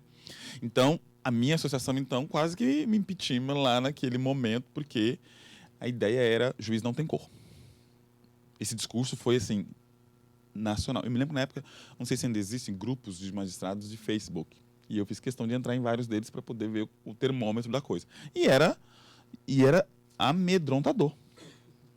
Amedrontador. 150 comentários diários de gente dizendo que aquilo, além de os envergonhar, era coisa para processo disciplinar, porque havia uma tentativa de ataque ao Poder Judiciário. O juiz não pode se rebelar dessa maneira contra o Poder Judiciário, né? Tudo aquilo que a Loman trata de eventual restrição da nossa atividade político-partidária se tematizou, se construiu um discurso de que havia ali uma discussão político-partidária. E, por incrível que pareça, à época estava em vigor ainda um dispositivo, eu me lembro disso em algum lugar que eu vi um colega citando, resgatando um dispositivo da Lei de Segurança Nacional que dizia que e estava isso, né? Foi revogado em 2019. Sobre discussão racial, né? E o juiz, então, como é que vai tematizar esse tipo de coisa? Então, isso foi fevereiro a maio, houve realmente uma discussão muito forte internamente, né? A racialização inicial foi muito difícil naquele momento. E aí esse encontro aconteceu em maio, por ser um mês simbólico também. E aí nós tivemos uma surpresa muito, apesar da resistência interna, nós tivemos, pelo lado externo, um acolhimento muito forte, né? E aí foi onde nós, na verdade, decidimos que era um caminho certo, porque a sociedade e a imprensa, e em algumas instituições, eles receberam aquilo de maneira muito surpreendente, que não se imaginava tão cedo, né, tão mesmo distante, a magistratura tratando desse tema e com essa coisa, identidade. E o encontro acontece no Tribunal de Justiça do DF. E daria um livro, todas as pode dizer microviolências mesmo, microresistências que a gente teve para fazer aquele encontro de juízes negros no plenário principal, no auditório principal. Tem toda uma simbologia disso, né, do Tribunal de Justiça do DF, né? Uma mesa com, acho que 9 membros, toda branca, né? Nós temos 2 juízes negros. O presidente do meu tribunal designou um juiz negro para poder fazer a abertura do evento. E ele vem e, no final, pede para a desembargadora branca encerrar o evento, né? O presidente do meu tribunal... Aliás, o presidente do meu tribunal, na época... Não, o segundo encontro, o meu presidente do tribunal é um homem branco, inclusive albino, e ele se declara negro na mesa. Então, assim, os 3 primeiros encontros, eles trazem para a gente uma resistência que hoje eu não sei como que foi possível. Algo assim. Então, assim, o Enaju, então, começa ali, então acontece o primeiro encontro. No campo associativo e também no campo do judiciário, a gente vai ter reações importantes. Eu me lembro que, na época, as pessoas chegavam e me diziam assim, é importante... E a gente já estava engajado em outras coisas, como o Luciano disse, a gente tem que estar em tudo quanto é coisa. E eu lembro que eu fui convidado a mudar, eu tinha feito uma proposta para um comitê de raça e gênero no tribunal, e aí, não, vamos mudar o nome e vamos botar a comissão multidisciplinar de inclusão, multidisciplinar, etc. E, aliás, eu fiquei vencido nisso. E aí a gente começa, então, esse primeiro encontro reúne quase 100 colegas no TJ, DF, e tem esse respaldo muito grande, né? A gente teve muitas matérias, a gente teve as pessoas indo ao tribunal. Porque o nosso encontro, diferente de qualquer outro coletivo da magistratura, ele é aberto, né? O que possibilitou, inclusive, uma abertura da academia, né? e conhece todo mundo. Então, assim, estudantes, quem quiser ir ao nosso encontro, vai, né? E isso pra gente, eu nem sei como que a gente pensou nisso, eu sei que a gente abriu, né? Vamos abrir o negócio, porque talvez aquilo já dizia muito sobre o que nós íamos enfrentar, e esse suporte foi muito importante, muito importante. Então, assim, as pessoas nos bateram muito, e aí quando elas viram aquilo pro segundo encontro, a gente já, então, muda muito. E aí a gente passa pro segundo encontro, e aí e eu, enquanto dentro das associações, e aí a Luciana fala um negócio, está trabalhando incansavelmente para compensar essa situação, a gente começa então a ter uma diminuição dessa resistência e algumas das associações já começando a criar dentro das suas estruturas uma espécie de diretoria ou representação, coordenação para tratar da igualdade racial. Muitas delas, na verdade, diversidade, mas tinha muito também dessa diversidade. E aí aparece negros nas diretorias das associações que não tínhamos, né? Claro que aparecem os negros lá para cuidar da comissão de diversidade, para cuidar da racial, etc. Mas começam a aparecer. Eu fui presidente, mas também nessa coisa da não racialização. E aí nós vamos avançando e, claro, o quilombo, né, que a gente costuma dizer, o aquilombamento e esse quilombo ganhando forma e corpo e a gente entendendo muito sobre aquilo que nós queríamos, qual era o direcionamento que a gente queria, não só identitário, não só interno, mas também externo, né? Em novembro daquele mesmo ano, 2017, Karen e eu vamos ao presidente do Conselho Nacional de Justiça entregar a Carta de Brasília, onde aí a Karen vai tratar de tantas outras coisas que começam a ser fomentadas no âmbito do Conselho, a partir da nossa presença. E internamente também nós vamos construir o encontro, porque há uma questão importante em termos de mobilização, né? A gente precisa ter uma autocrítica, uma consciência interna muito forte, porque nos expomos muito. Nos expomos muito, muito mesmo, né? Nós tivemos o ano passado, acho que foi o ano passado, uma discussão que a gente fez, que nós estávamos exaustos. Porque ao mesmo tempo, vocês querem aparecer? Querem. Então tá bom, eu quero que vocês vão para a Infam dar aula, eu quero que vocês compõem a diretoria das associações, quero que vocês compõem os comitês, porque os tribunais acabaram criando os comitês, quero que vocês compõem os comitês internos dos tribunais, quero isso e aquilo. Então, o coletivo também tinha que, peraí, vamos nos preservar. Vamos fazer parte de coluna de jornal, vamos fazer isso. Então, assim, vamos compor as comissões de edificação.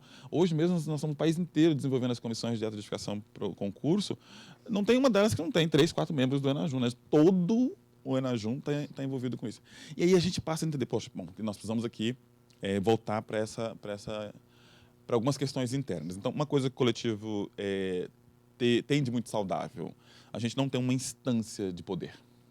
A gente tem uma espécie de uma executiva amplíssima, são 9 magistrados, das 3 justiças, com uma paridade de gênero, né? E aí a gente, de alguma maneira, traz a administração do poder de maneira muito diluída e muito leve, né? Isso ajudou muito a gente, porque a gente pensou, bom, a gente vê aí as experiências, a gente olha para o quintal do vizinho e vê como que essa disputa de poder tem problema, porque nós, enquanto coletivo de juízes negros, a gente não necessariamente tem uma confluência ideológica, política. Nós vamos ter gente no nosso grupo que defende bandeiras que tenha também consistência, mas o sujeito está ali, e está se aquilombando, e precisa ser acolhido. Então, ali a gente não está para poder, de alguma forma, pelo contrário. Nós, enquanto não só executivo, mas as pessoas mais próximas que estão com a gente ali, a gente hoje tem um papel muito, muito presente em proteger os colegas, especialmente aqueles que eventualmente estão participando de debates, né? Então a gente se preocupa muito em chamar o colega, evidentemente não sem querer censurá-lo ou sem querer direcionar o seu discurso, mas de dizer, olha, aqui nós estamos num lugar hiperfrágil, exposto, não é porque nós temos um coletivo que significa dizer que esse quilombo já resistiu, já venceu, né? A todo momento existem as ondas de retrocesso, existem os impactos que dá ainda com relação a gente, né? Os discursos velhos ainda aparecem do tipo, nós segregamos a magistratura, nós fraturamos a magistratura, né? Agora, por exemplo, a gente teve a questão e a interseccionalidade ela aparece pelo lado negativo também. Então, quando a gente consegue essa vitória das listas exclusivas de mulheres, as pessoas vêm nos atacar, porque logo vem a lista de juízes negros querendo uma lista própria. Então, é mais um momento que o coletivo é exposto nesse sentido. Mas, pelo lado positivo, o coletivo, evidentemente, ele ganhou uma visibilidade que eu não imaginava que teria nos 50 anos próximos. O coletivo ele conseguiu um espaço de oitiva, né? Hoje se escuta muito, né? E, claro, as pessoas que têm mais propensão a produzir, né? Tem gente que nos ignora solenemente, etc. Mas o coletivo conseguiu, e a Karen vai relatar aqui as possibilidades que a gente gerou para as políticas de equidade no âmbito judiciário, e também o aspecto pessoal, da subjetividade dos colegas, né? A gente, a cada momento, todo dia, a gente vê os colegas, como diz o Edinaldo, né? Tirando a sua segunda certidão de nascimento, enquanto pessoa negra, né? Pelo fato do coletivo. Então, a gente vê, por exemplo, os colegas, primeiro, colegas pardos se entendendo, os colegas negros se entendendo também, né? Recentemente, nós tivemos uma juíza, que é uma juíza negra, mas que também passou no concurso, então isso não teria importância na vida dela, mas quando ela vê o irmão dela sofrendo um processo administrativo disciplinar, que é juiz, pela questão racial, ela se racializa também, enquanto magistrada. Então, o coletivo ele tem essa linha, então nós avançamos para o segundo encontro, ainda discutindo um pouco dessa formação, dessa constituição, e aí, em um momento, a gente começa a tratar de outras coisas, como, por exemplo, educação, literatura, né? Tivemos um encontro, o último encontro ainda tratando de questões do judiciário mesmo. Voltamos ao encontro presencial. Tivemos uma questão que salta o coletivo para um aspecto muito institucional, porque esse ano a gente foi capturado, no bom sentido, né, para a jornada da equidade racial dos tribunais superiores. Isso para a gente foi um ganho qualitativo gigantesco. O ENAJUM aconteceu no âmbito do Tribunal Superior do Trabalho. Então, a respeitabilidade que o evento ganha nessa 6ª edição foi importante. Mas também a gente não quer ser colonizado, nem por associações, nem por tribunais, por ninguém. A gente não quer ter essa coisa de... dá licença para a gente fazer isso? Né? A MB, por exemplo, tem um espaço dos fóruns. E a gente está lá, conversando, mas, olha, calma, né? Porque a gente já tem essa fragilidade. Se a gente tem que pedir licença para os outros espaços, aí fica um pouco complicado. Seria isso. Acho que Karen complementa bastante quando a gente mostra essa materialização das nossas, e os retrocessos também, dessas nossas vivências nesses últimos 7, 8 anos do ENAJUM, né? Que tem, se Deus quiser, um futuro ainda muito desafiante. Obrigado, gente.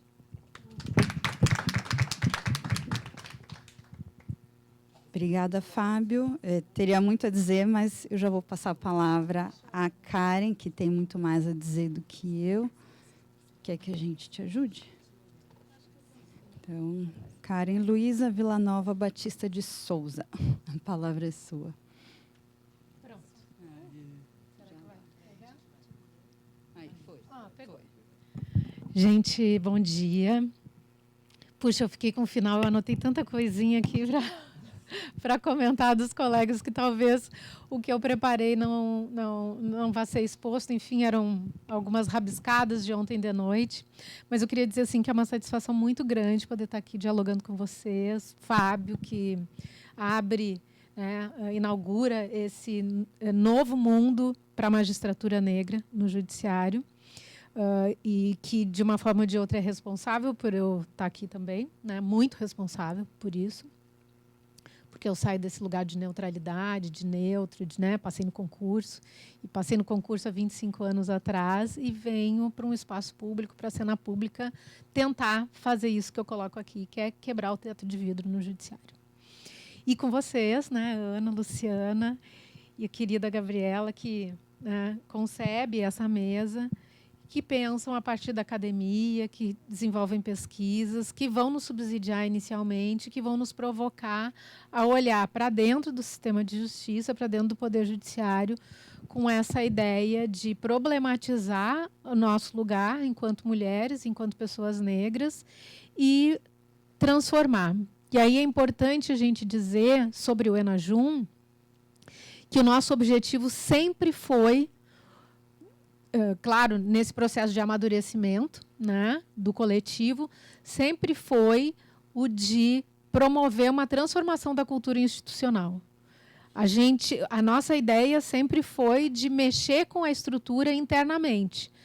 E essa é a razão de dos primeiros movimentos nossos ser entregar a Carta de Brasília lá para o ministro e pedir para ele a criação de um fórum dentro do Conselho Nacional de Justiça para pensar a questão racial, né? Eu acho que é importante, e aí eu fiz algumas anotações aqui, de destacar com relação ao ENAJUM, que sim, inicialmente a gente teve essa tentativa de ataque, e esse é um dos motivos pelos quais a gente, quando migra do primeiro ENAJUM para o segundo ENAJUM, a gente diz assim, a gente precisa comunicar diferente com a sociedade, né? Comunicar diferente esse encontro.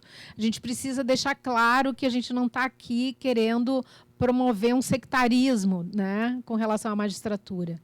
O que a gente quer é dialogar com a sociedade, se descobrir, entender a identidade negra da magistratura e, a partir daí, promover mudanças. E é por isso que a gente, lá no segundo ENAJUM, a gente coloca encontro dos juízes negros com a sociedade. E a gente deixa evidente que é esse o nosso objetivo, embora isso já tivesse acontecido no primeiro. É importante também destacar que esses movimentos eles vão acontecendo ao longo da história do ENAJUM e, paralelamente, às conquistas que a gente vai fazendo de diferentes formas. Então, vou citar um exemplo também para ilustrar, que no ano de 2020, em plena pandemia, a gente concebe, a partir de uma provocação da Associação dos Juízes de Pernambuco, um curso de equidade racial. E esse curso de equidade racial, ele gera um movimento com o lançamento de uma carta aberta de juízas e juízes da magistratura daquele tribunal, contrários à realização do evento. Essa carta é publicada, não me lembro mais qual é a rede em que ela é publicada, mas é um ataque direto àquele pequeno grupo. Eu acho que tu estava, né, Fábio? Era eu, tu, Adriana Cruz, Nicolite, enfim, 4, 5 juízes que dão um curso de equidade racial de 20 horas. 20 horas falando sobre equidade racial para a magistratura daquele estado, e isso era um escândalo, né? Enfim, só para ilustrar o que o movimento provoca, a resistência que existe, mas também aqui poder falar o que a gente consegue construir, né? Então, eu procurei dividir assim, a minha apresentação pensando, né, nesses dados que são preocupantes em 2 dimensões, e aqui eu trago os dados atualizados a partir do nosso painel. Então, tem uma pequena diferença, mas são os dados que a gente já tem. Alguns deles estão expressos no painel, outros foram feitos a partir de uma conta minha, né, calculando percentual daqui e dali, mas o resultado ele é, evidentemente, de toda forma, muito escandaloso, né? Se eu errei por 1, 2%, continua escandaloso, né? Então, a gente vai ter 38,75% de juízes mulheres, né? Esse percentual de mulheres, nesse percentual, as mulheres negras são apenas 4,19%, né? Sendo que a maioria são mulheres pardas e não pretas, né? Nós temos 1.935 juízes negros no país, ou seja, 12,1% pardos, e 262 juízes pretos, entre homens e mulheres. Vejam bem o tamanho da subrepresentação, né, o quantitativo de juízas e juízes negros. É uma disparidade racial muito importante. Bom, para a gente poder enfrentar essas questões, essas disparidades, essas desigualdades, por provocação, como os colegas colocaram muito bem, dos coletivos, dessas organizações, a gente vai ter algumas transformações dentro do Conselho Nacional de Justiça, com a promoção de políticas judiciárias, com a edição de resoluções. Resolução, entenda-se aqui, um ato normativo, né, de natureza primária, ou seja, tem a cogência como uma lei, assim como a resolução de cotas, essa da participação feminina no judiciário, que devem ser cumpridas, né, não como uma recomendação, mas com obrigatoriedade, inclusive com acompanhamento do Conselho Nacional de Justiça nos processos de acompanhamento de cumprimento de decisão. E aí, então, a gente tem, em 2018, com a ministra Carmen Lúcia, que uma mulher, é importante a gente ressaltar, edita essa resolução criando uma política de incentivo à participação feminina no Poder Judiciário. Dentro dessa resolução, a gente vai ter repositório de mulheres juristas, o que foi, vejam bem, para a gente conquistar esse repositório, determinar que ele existisse nos tribunais, houve um debate também muito grande no plenário, se dizendo que deveria ter, então, repositório de pessoas com deficiência, repositório de todos os vulneráveis, mas isso tudo para votar contrariamente à criação desse repositório. A gente tem um comitê de incentivo à participação feminina no Poder Judiciário, e esse comitê ele vai ser formado não só por juízas auxiliares, mas também por outros atores que estão nos tribunais brasileiros, na Justiça do Trabalho, na Justiça Federal, na Justiça Estadual, e coincidentemente, também pessoas que fazem parte desses coletivos e trazem a problematização discutida nos coletivos para dentro do Conselho Nacional de Justiça, e, a partir daí, vão sugerindo alterações na resolução para a gente aperfeiçoar esse instrumento, né? Então, aí a gente tem a resolução 540, que é uma das últimas, ali de 2023, que tem por objetivo exatamente fazer com que os tribunais observem um quantitativo maior de mulheres para a ocupação dos cargos nas comissões, comitês, para as convocações, né? Fazendo com que as mulheres tenham uma maior participação nesses espaços. A gente tem um exemplo concreto de promoção de participação feminina e de equidade racial no Conselho Nacional de Justiça. A ministra Rosa ela faz uma convocação de juízes auxiliares tentando observar a paridade de gênero e convoca um juiz auxiliar indígena e 2 juízes auxiliares negros, eu e Edinaldo. E aí, assim, a gente vai se repetindo como o Fábio coloca nesses espaços, né? A gente está sempre em todos os espaços. Vocês querem aparecer? Então vamos lá, né? E, na sequência, o ministro Barroso, que assume em setembro do ano passado, também crava na paridade, 50% de homens e de mulheres entre os seus juízes auxiliares, e aumenta o número de convocações de juízes negros e indígenas. Negros. E aí nós saltamos de 2 juízes negros para 6 juízes negros entre os juízes auxiliares. Eu acho que isso é muito importante da gente apontar. Por que eu aponto? Aponto a questão das alterações que foram feitas, né, nas resoluções, que são cogentes, ou seja, os tribunais, as administrações dos tribunais têm que observar, e aponto a questão da equidade racial, porque, embora, e isso a Gabriela me chamou muito a atenção ontem, né, embora a gente ainda tenha uma caminhada muito grande para fazer, a gente vem conseguindo abrir espaços e alterando uma vírgula, uma palavra, uma expressão em cada uma dessas normas que estão postas, a gente vai promovendo avanços que são importantes, né? Então, a gente poder pensar que, em 2022, a ministra Rosa convoca 2 juízes auxiliares negros e hoje a gente tem um programa de equidade racial para os tribunais brasileiros, a gente tem um pacto pela equidade racial com adesão de 100% dos tribunais. Isso é reflexo daquele movimento lá, né, daquele compromisso que o Fábio fez com o colega, dizendo, vamos criar um encontro de juízes negros. É resultado. É resultado, a gente não pode negar isso, né? E os números que eu trago ali inicialmente, tanto de mulheres como de juízes negros, também é resultado. A extração desses números, como eu vou mostrar mais adiante, é resultado dessa nossa demanda. A gente precisa fazer política pública com dados.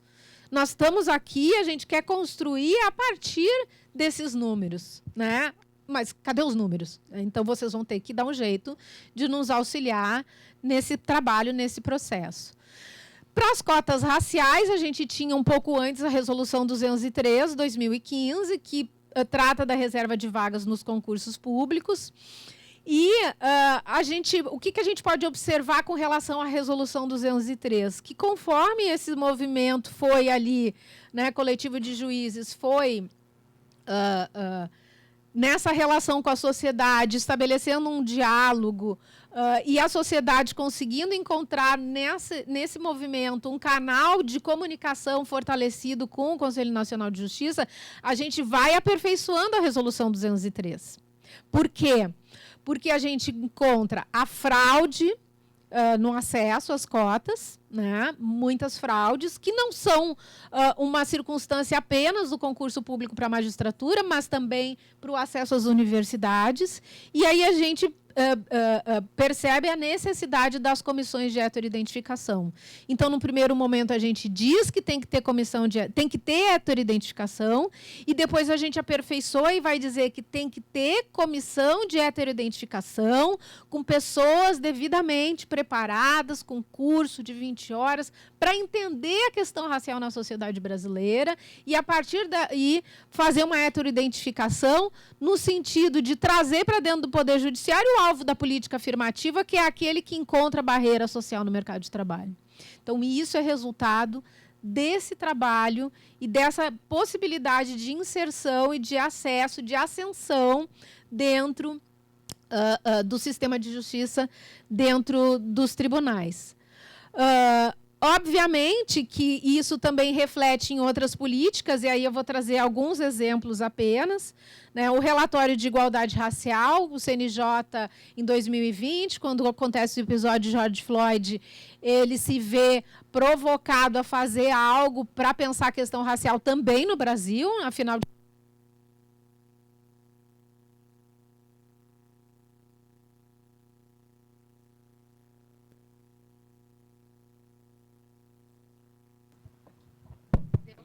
Afinal de contas, somos 56% da população. Como é que não se pensa a questão racial? Então, com a morte do George Floyd, aparece um grupo, se cria um grupo de trabalho, se faz um seminário, primeiro seminário sobre questões raciais no judiciário, se cria um grupo de trabalho, e esse grupo de trabalho produz, a partir de uma reunião pública com a sociedade, com a coleta de sugestões da sociedade, o relatório de igualdade racial, que até hoje é uma bíblia para nós, porque toda vez que a gente abre lá e lê alguma coisa, a gente encontra uma ideia nova para uma política que pode ser implementada. O Pacto da Equidade Racial, como eu referi anteriormente, o Fórum do Judiciário pela Equidade Racial, que hoje é um espaço de diálogo entre os conselheiros e a sociedade civil. Então, tem representação do movimento negro, Coalizão Negra por Direitos, Gueledés, Instituto da Mulher Negra, e são todos lá dialogando e propondo a política pública, propondo a política de equidade racial. E os cursos de equidade racial que a gente coloca lá no pacto, vocês querem pactuar com o judiciário, né, pela equidade racial, então um dos nossos compromissos vai ser fazer curso de equidade racial. Tudo isso muito pensado. Nossa, 5 minutos. Vamos lá. Eu já estou terminando.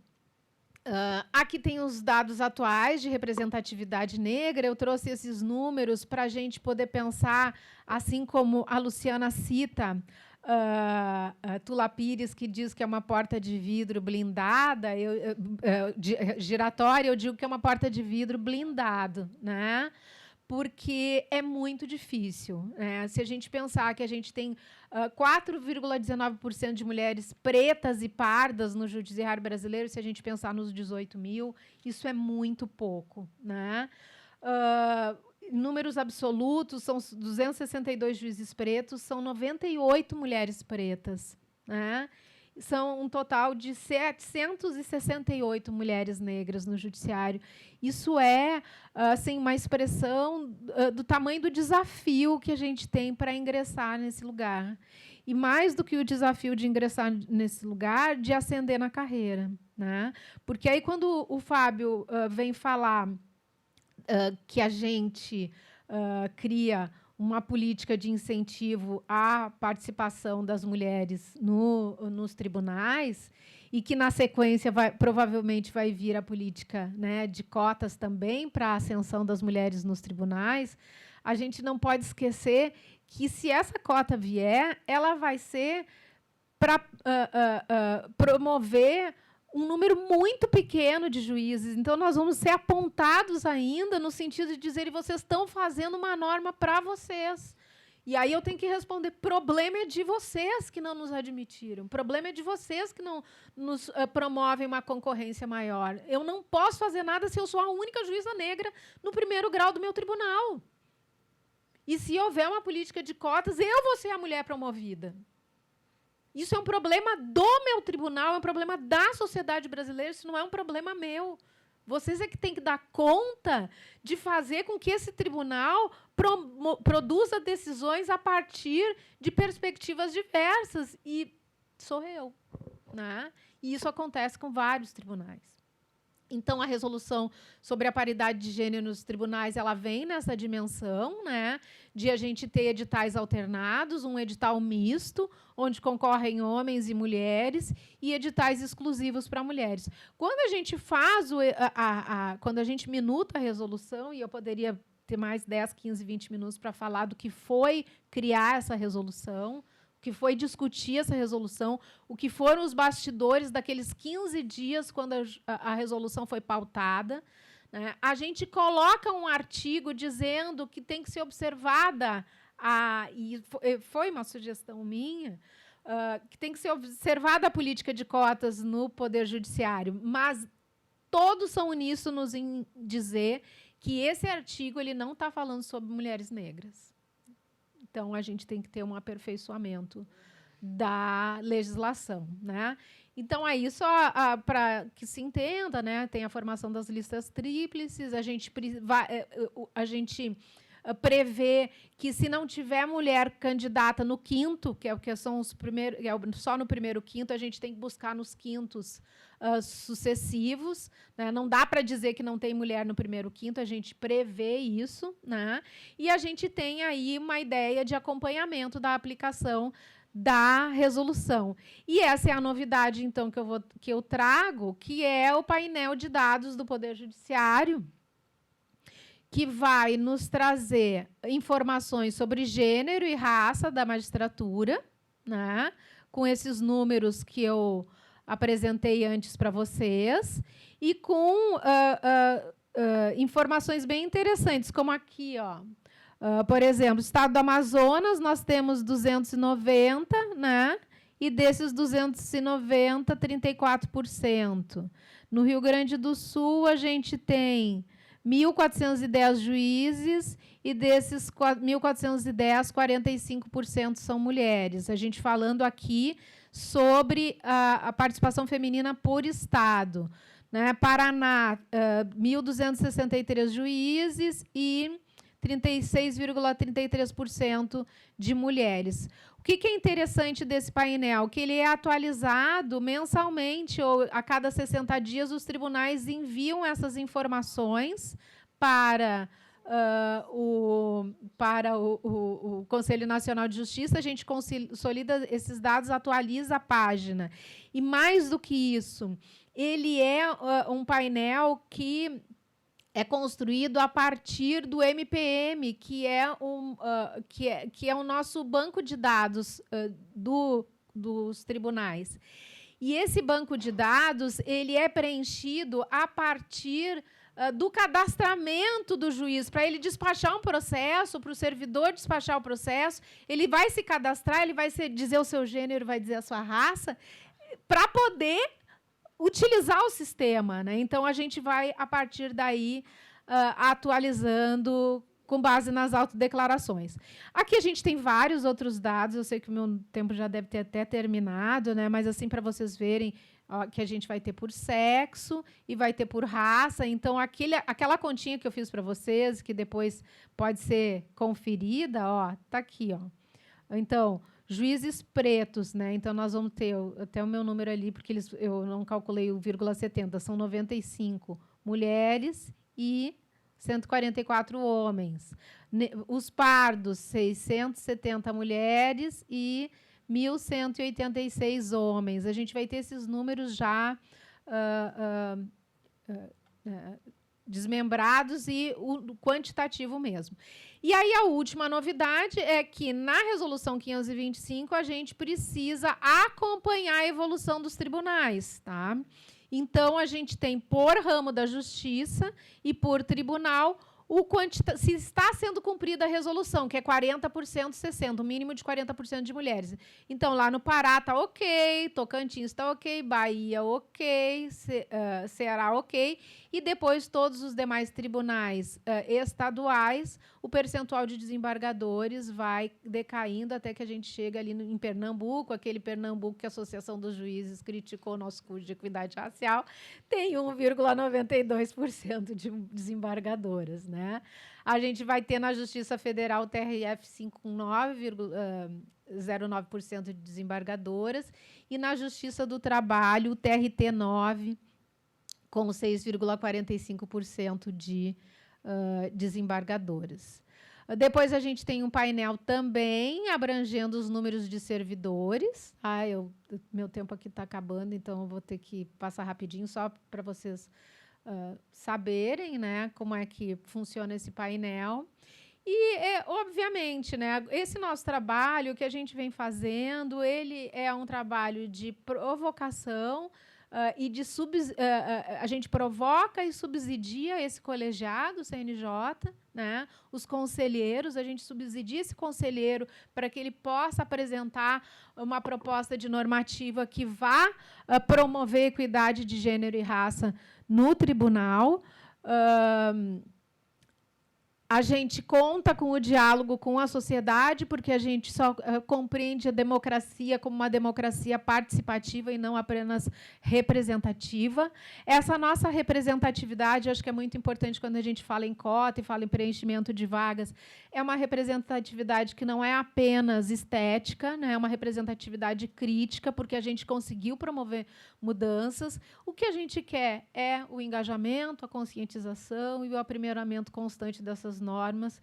Acho que dá para a gente dizer que a gente caminhou, se a gente pensar que esse movimento é um movimento que não tanto das mulheres, né, a JUF Mulheres, que iniciou tudo, né, e que hoje passa aí por uma crise dentro da instituição e migra para o coletivo para poder continuar sobrevivendo, em termos de um coletivo que